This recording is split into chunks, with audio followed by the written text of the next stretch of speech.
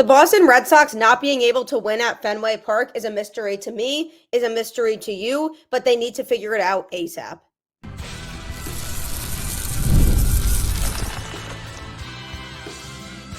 You are Locked On Red Sox, your daily Boston Red Sox podcast.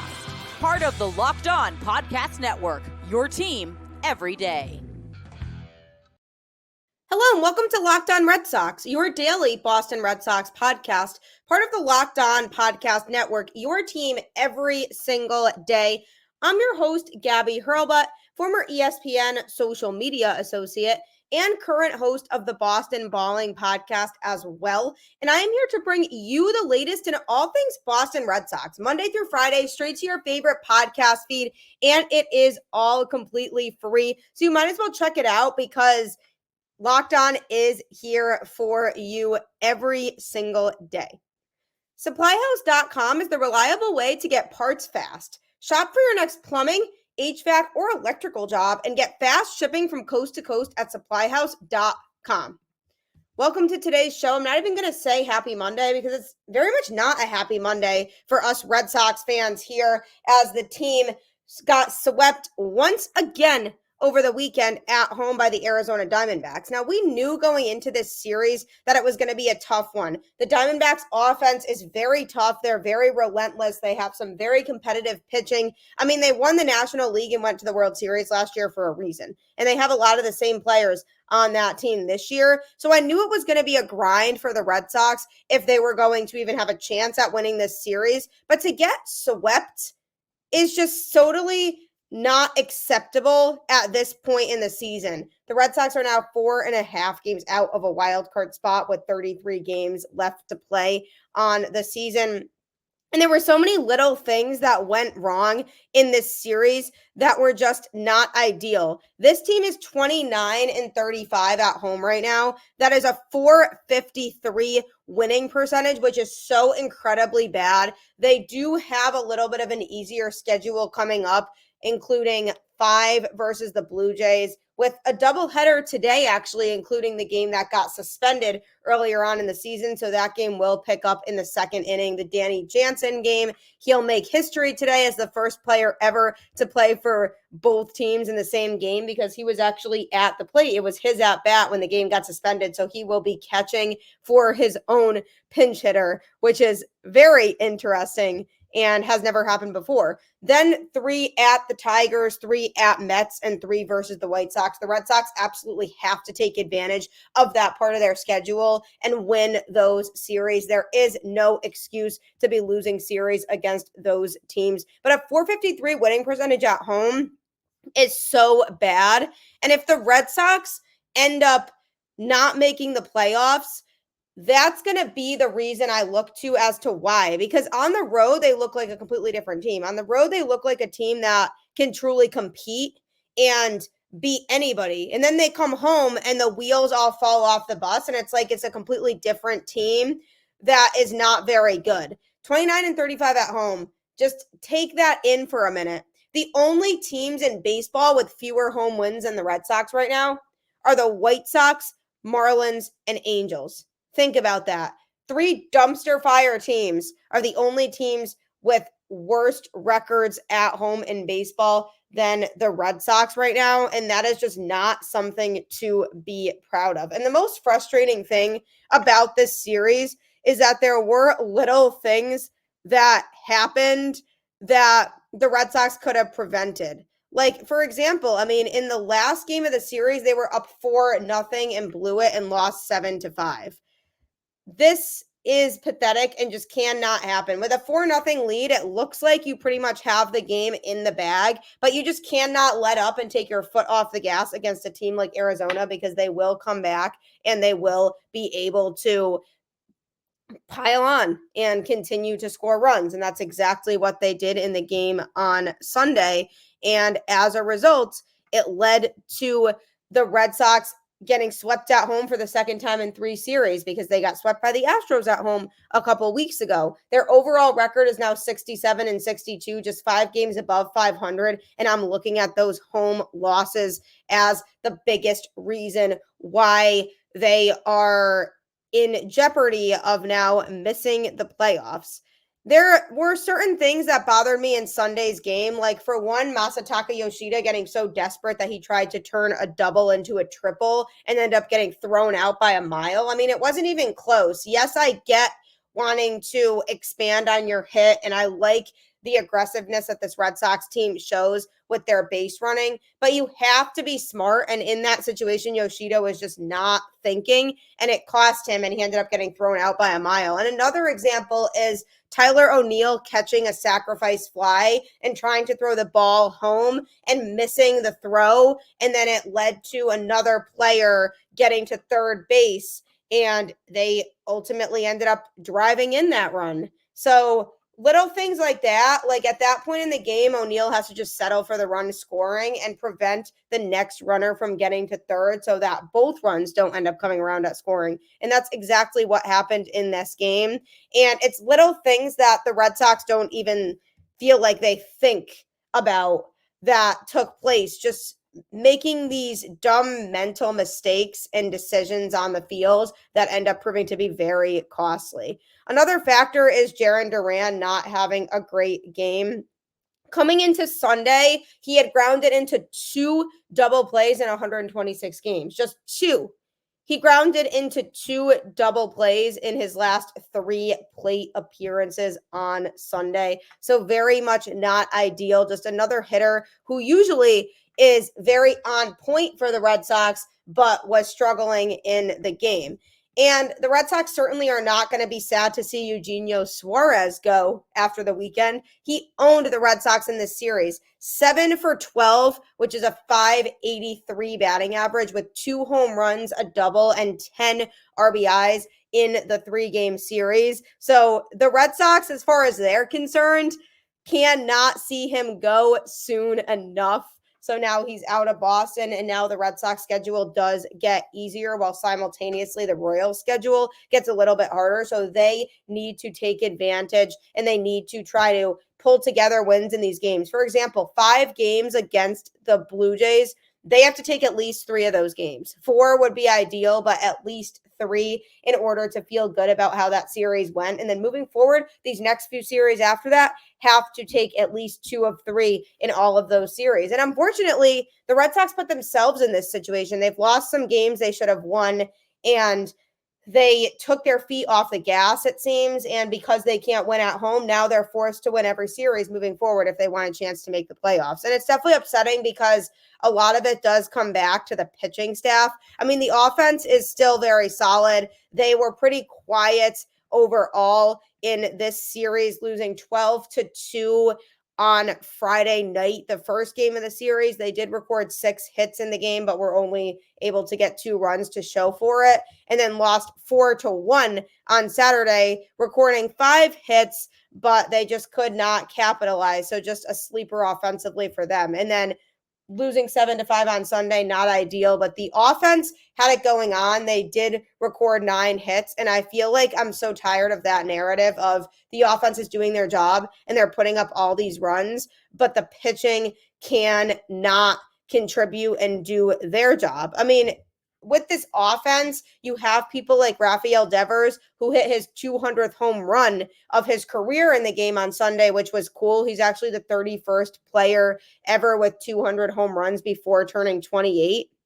And the first in Red Sox history to accomplish that feat. The only other active players to do that are Mike Trout, Bryce Harper, Manny Machado, and Giancarlo Stanton. And the only other Dominican-born players to do that are Albert Pujols, Vladimir Guerrero, and Manny Ramirez. So talk about company. I mean, these elite players that Devers is in this category with. So it was cool to see him record his 200th career home run because the Red Sox definitely needed some positivity to come out of this series. But overall, an absolute mess of a series. And in the last game of it, Tanner Houck went 6 innings, giving up 7 hits and 6 earned runs. He gave up 4 walks, and that was the biggest reason for his struggles in the game was that he was not able to have his command late in the outing, and he walked lots of guys, and those runs came around to score. So it ended up backfiring majorly on him. He took the loss and is now at an 8-9 record on the season with a 3.23 ERA. And if you look at the first half of the season he had, that is such a letdown. People who haven't seen a lot of this team this year might look at that ERA and say, oh, that's not bad. Tanner Houck's pretty good. He's pitching pretty well. But that's not really been the case, because his first half of the season was unbelievable, was near unhittable, and was having a clear Cy Young caliber campaign and making an argument as to why he deserves to be in the Cy Young conversation. But ever since the second half of the season started, that has diminished for him, because he has not been able to get on track with where he was at in the first half. And I wish I could understand why. I do feel like innings and the workload is a big part of that. And Andrew Bailey has expressed that. And he has said, because he's not used to pitching this many innings at a time in his career, that the adjustment period is still taking place for him. But maybe they're trying to stretch him out this year so that next year he can be a better overall pitcher and more effective, even when he pitches deeper into games and pitches more innings every start than he's used to. That would definitely be ideal. And I'm hoping that because he's getting used to pitching more innings now, that maybe it translates to years moving forward so that he's able to get himself back into that Cy Young conversation next year. But he hasn't pitched well enough in the second half to be able to be in that conversation now, unfortunately. And his start on Sunday was disappointing. He had it going on earlier on in the outing, but then he just was struggling to find the strike zone in the last couple innings that he was out there. So that was another thing that went seriously wrong in this series. And this bullpen is an absolute mess. Brayan Bello had the start on the mound on Friday night, and he took the loss. He did go 5.1 innings, giving up 7 hits and 5 earned runs in that time. Again, walked 4 compared to 2 strikeouts. The walks are killing this Red Sox pitching staff as a whole. Bello is now at a 4.95 ERA on the season and is 11-6 for a record. But the bullpen is what's tough. Josh Winkowski did come in to pitch in the series and threw 3 innings, giving up 8 hits and 6 earned run with just 3 strikeouts. And Joely Rodriguez, a familiar name, he was recalled from AAA Worcester for the series, and they sent Greg Weiser back down to AAA and placed James Paxton on the 60-day IL. And Joely has been struggling in his time up in the majors, but was pitching very well back down in AAA. So I feel like the Red Sox were feeling like they just desperately needed some sort of shakeup in the bullpen. So they called Joely back up, and he did pitch 0.2 innings on Friday night. And Josh Winkowski just clearly did not have it. He has been all over the place this year, too. He's had his ups, he's had his downs, and I think switching him between the rotation and the bullpen over the last couple seasons has just been a complete mistake for the Red Sox, and they haven't been able to maximize his talent in that way. So definitely another upsetting and frustrating thing that happened in the series. Joely Rodriguez made another appearance on Saturday when the Red Sox lost 4-1. He did pitch 1 inning and gave up 1 hit, but no runs. So he did look a little bit better that day than what we're used to seeing from him in a Red Sox uniform.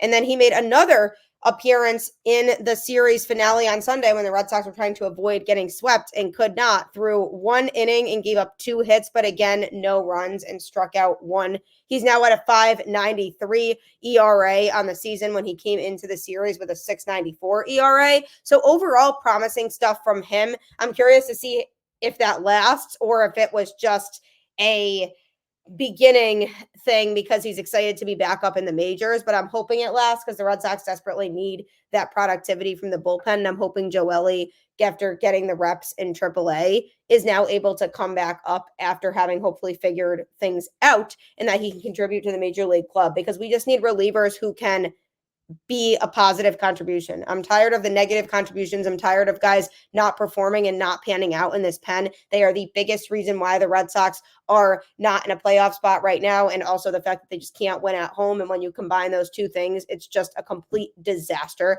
So the bullpen as a whole needs to get back on track. The Red Sox as a whole need to get back on track at home. And coming up, I'm going to be talking about a player who really has not been on track in this second half and how it's affected the Red Sox. Get supplies from the site that's made for the skilled trades. SupplyHouse.com. SupplyHouse.com is the reliable way to order plumbing, HVAC, and electrical products online. Their easy-to-use website is packed with helpful resources and the latest product info to help you get the job done right.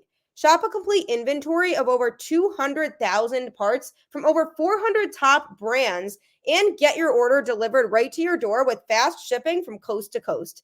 Need help with an order? Get expert support and industry-leading service from the friendliest folks in the business and talk to a real person every time.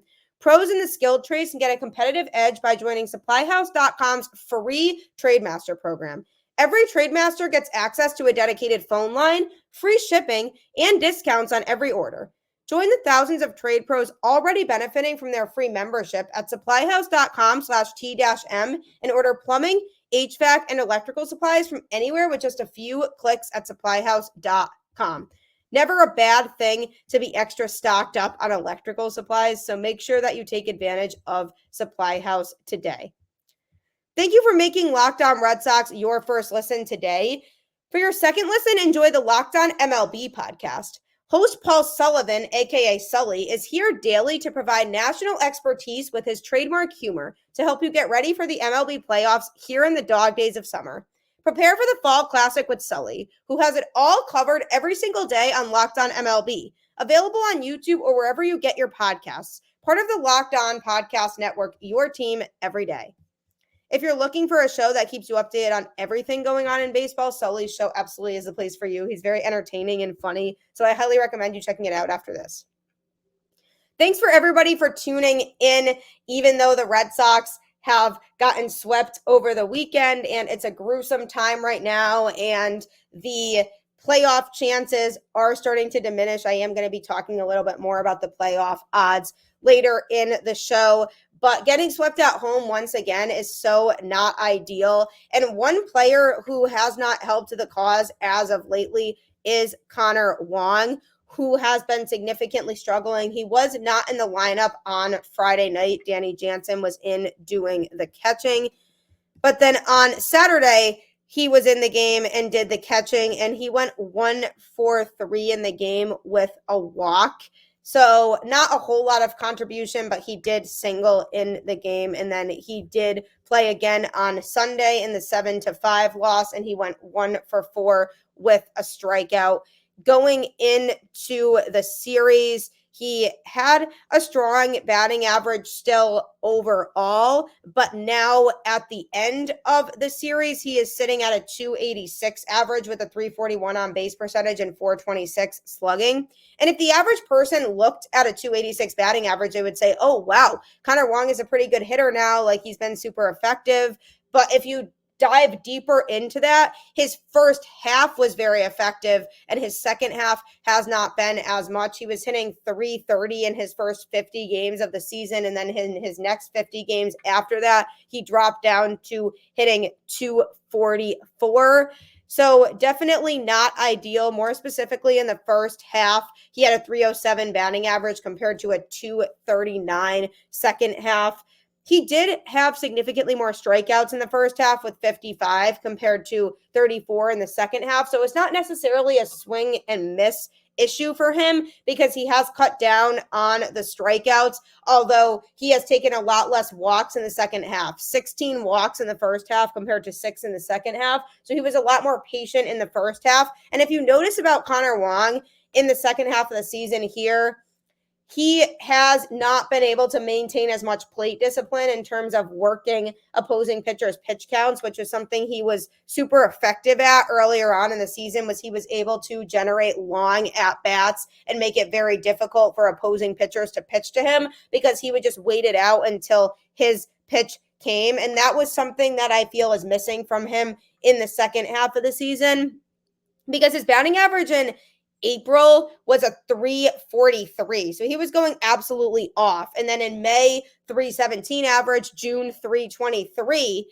So the first 3 months of the season were fantastic. But then there was a big drop off in July. He went from a 323 to a 211 and now at a 247 in August. So there was something that changed between June and July after the All-Star break. Something just fell apart for him, and it's definitely frustrating.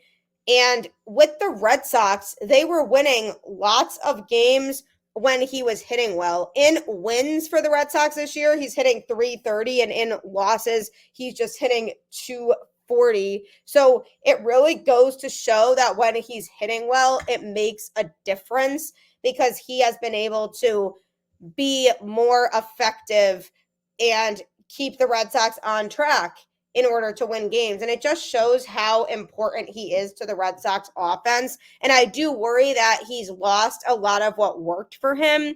And as a result, that's caused him in the second half to not be as effective, because he just has not been as patient at the plate. And I do worry that this is the version of Connor Wong that we should expect moving forward. I feel like his first half of the season, he was riding a high. He was excited. There was lots of momentum. The Red Sox were surprising some people very early on. So I feel like in that regard, he was just feeling all the hype, and he was hitting better than people were expecting him to by a long shot. He was actually one of the most important aspects of the Red Sox offense in the first half, and he was one of the players who the Red Sox felt like they could go to rely on, and the Red Sox were finding ways to put him into the lineup. And that was the biggest thing for me, was finding ways to get him in there so that he's always playing. Even if he wasn't catching, they would DH him a lot. So they were making sure that they kept Connor Wong in there because his bat was really strong. Now you can't really say that's the case, and now he's fallen back into being a very average hitter who can make good contact sometimes, but is not towards the top of the Red Sox lineup in terms of consistency. And it's definitely upsetting, because I think the version of Connor Wong we saw in the first half is the version of Connor that people thought we were going to get moving forward. But I feel like that was just him overachieving, and this version of him that we see now is the version to expect for him moving forward in the rest of his career in a Red Sox uniform. And that's not necessarily a bad thing, because of the fact that Kyle Teal will eventually be coming up and will likely be the starting catcher, and he has strong abilities both in front of and behind the plate. And when you take Connor Wong's negative contribution defensively, because he is just not the best defensive catcher, simply put, and he's had his struggles, had a couple balls go past him on Sunday, combined with the fact that he is now an average hitter, makes him a very below average catcher overall. And early on in the season, even though his defense was not great, you could say that that was saved by the fact that he was just a monster offensively. But now that he's kind of fallen back into a sense of reality at the plate, now it's just overall very below average for him. So moving forward, I wouldn't expect a lot of heroics from Connor Wong. I think he's just gone away from a lot of what worked for him earlier on in the season, unfortunately. And it's really too bad. An interesting thing about him is that he's been hitting 318 when leading off an inning this year. So it's interesting when he is the one leading off the inning versus the one who has to wait for other guys to bat before him. He is very confident, and he's jumping on pitches and able to find a lot of good contact when he's leading off the innings. Maybe he should just lead off every inning at this point. I mean, honestly, how else do we fix the problem? I feel like this is more what Connor Wong is. I think when he bats in the middle of the lineup, that's where he's best, because he's batting a crazy 520 when he's sixth in the lineup. That is the highest for him that he has based on the rest of his splits in terms of what position he's batting in. That number 520 when batting sixth screams as the best for him. So keeping him in the middle of the order for him to hit in is the best approach for the Red Sox moving forward in terms of their strategy. Kyle Teal is now in AAA. I think they'll give him some more time in AAA. He certainly will not be a September call-up, but having him play sometime in AAA and likely start next season in AAA, there's a chance he might be ready to come up next year if he does play well at the AAA level, in which case then Connor Wong would end up being the backup catcher. Danny Jansen is somebody who I do think they should re-sign, at least in the interim for the first part of the season, because he's somebody who could be cheap and they could use as their secondary catcher until Kyle Teal comes up. And then when Teal's ready, they just DFA Jansen or send him to Worcester, whatever they feel is necessary. But I think until that time comes, because you don't really know, what if Teal gets injured and his timeline gets delayed? You can't bank on him coming up at a certain time. You have to have a contingency plan in place. And I think that Danny Jansen could be a good contingency plan in the interim until it's time for Wong and Teal to be the catching tandem. So I like that idea, but Connor Wong definitely has been slacking a lot in the second half, which has been very deterring for the Red Sox offense. And if he can get himself back on track offensively, it could at least hopefully help put the Red Sox at a better spot overall. What does that spot look like for them? And what does it mean for their playoff odds? Going to be talking about all of that next. If you're looking for a way to win lots of money, you've come to the right place with FanDuel, America's #1 sportsbook, which you've definitely heard me talk a lot about. We do have something a little different for you, though. Now through September 22nd, all FanDuel customers can bet $5 and get a 3-week free trial of NFL Sunday Ticket from YouTube and YouTube TV. Then with a YouTube TV base plan, you'll be able to watch every regular season Sunday afternoon out-of-market game.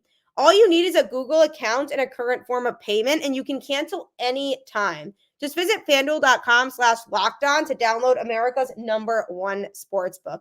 Can you believe that football season is already here? And you can win lots of money by betting on that as well as the remainder of baseball season. So make sure that you check out FanDuel today. It takes 2 seconds to sign up.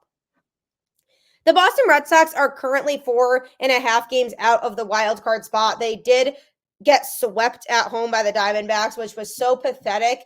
But simultaneously, the Royals and Twins did lose on Sunday, which saves the Red Sox a little bit because they didn't lose any ground in the wild card race. They did lose a game on Saturday after dropping that game against the Diamondbacks because they went into the weekend with a 3.5 game deficit, and now they're 4.5 games back. So that was a saving grace, was that both of those teams also lost on Sunday, and it kept the Red Sox 4.5 games back as opposed to having them be even further behind. So basically where the Red Sox stand now is that they have a 22.9% chance to make the playoffs according to Fangraphs, which is exactly where they stood on opening day. The Red Sox woke up on opening day with that same chance, exactly 22.9% chance to make the postseason. And it's crazy that it's the exact same now as what it was. And the Sunday Red Sox have usually been good all season long. Obviously did not show up yesterday, but the Sunday Sox have been a saving grace for this team,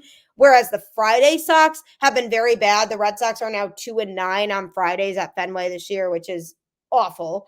But that's the one saving grace, is that their playoff odds are the same as they were when the season started. So it almost feels like, okay, they're not necessarily in a worse place than they were. They're really at about where expectations were for them going into the season. And because of the fact that they have a relatively easy schedule coming up here over their next few series, they could increase that percentage even more, which I'm hoping they do.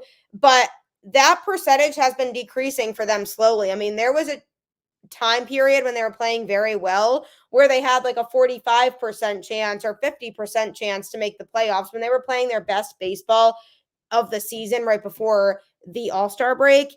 Their percentage chance of making the playoffs was a lot higher. And now, because since the All-Star break, they've struggled a lot. The bullpen hasn't been able to help string together wins, and they as a team haven't exactly been able to figure things out on both sides of the ball at the same time.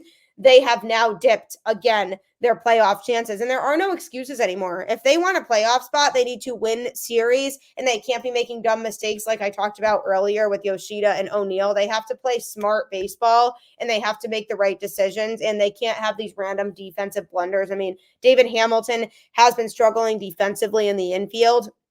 His speed is such a plus side for this Red Sox team that it's hard to justify not having him out there, at least from that regard. But his defense has been tough to watch this year, and he's cost the Red Sox some runs while playing in the middle infield. So they need to be able to clean up the mistakes if they want to make the playoffs. And I am hoping that because the Royals schedule is getting a little bit harder while the Red Sox schedule is simultaneously getting a little bit easier, that they can really make up some ground here over this next week plus. Because when you look at the teams that they're playing, they should be able to win those games. And there really is no excuse right now for them not being able to take care of business and get things done. So hopefully they're able to win these series against weaker competition, as you would want to put it. I mean, the White Sox are clearly weaker competition, but the Red Sox struggled against them last time they played. They split the series. So hopefully now they can come back and ideally sweep that series. But if they can't do that, then at least take 2 out of 3. So I'm hoping that does happen. The Red Sox season is not fully over, but the door is starting to close a little bit. Like, picture a door that just is slowly and slowly closing, but is struggling to close because a little part of it wants to stay open.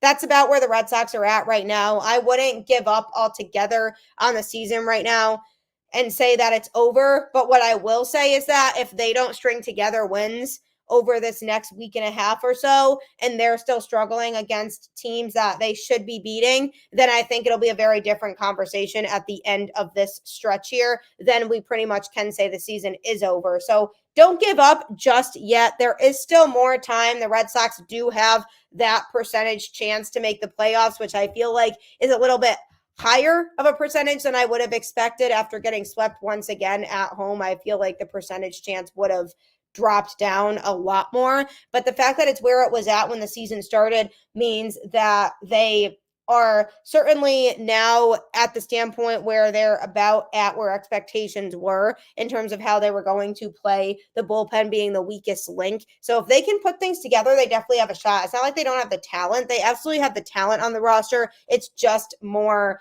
can they put everything together at the right time, and can everybody do their part and click? Because that's the biggest thing here, is you have a group of players here who are hungry and really want to win. And as much as we as fans hate watching this team lose, the players hate losing even more. Like, they don't want to let people down. They don't want to struggle at home in front of their home crowd. But these struggles at home, whether it's too much pressure for them at home because they're against their home crowd and those are the people watching them and they feel like it's too much pressure, if that's the reason, they have to figure that out quickly and get over that pressure, because these people are there to support them and want to see them play well, not see them fail. So that's something they need to get over really quickly. I don't know if it's just the atmosphere at Fenway in general is a little too much, but whatever it is, they need to figure out how to start winning games at home, because that has been setting them back a lot this year. And if they played all their games on the road moving forward, they would probably win the World Series. I mean, because it seems like they can win a lot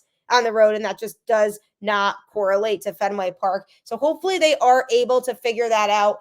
Big games coming up here moving forward, and games the Red Sox should win. So can they capitalize and take advantage of those opportunities? Only time will tell. But this is a big stretch, and this Red Sox team is about to show if they've completely lost it or if they can still beat the teams that they should be beating. So here's to hoping we watch some wins moving forward in the rest of this season, because I want this team to make the playoffs so badly. I want them to be in that conversation and be a team we see play October baseball. So hopefully they can get themselves in check, win these games against teams that they should be beating, and we can all go into October and be able to watch the Red Sox as one of those teams that's competing for a championship. So as always, like I say, keep the faith, go Red Sox, and I will catch you on the flip side.